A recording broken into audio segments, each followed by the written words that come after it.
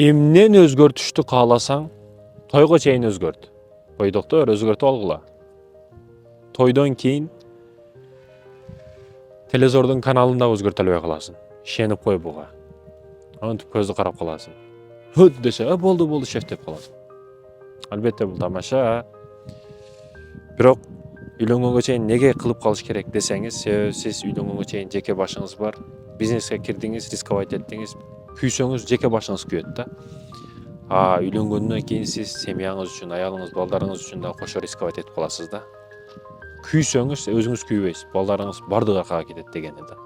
Мисалы үйдө семьяда багуучу болсоңуз 40 000 ай сайын келип туруш керек эле, келбей калды, эми 1 ай ачка каласыздар деген сөз да. Ошондуктан үйлөнгөнгө чейин кылып кал. Бойдоктор, Кудайым рызкы берет деп эле үйлөнүп алыш эч нерсе колдон келбейт, өнөрү жок, кесиби жок, акчасы жок, башкасы жок. Эртең кайга барасың? Кимден карыз аласың? Каяка тартасың? Ошондуктан ойлон бул маселени.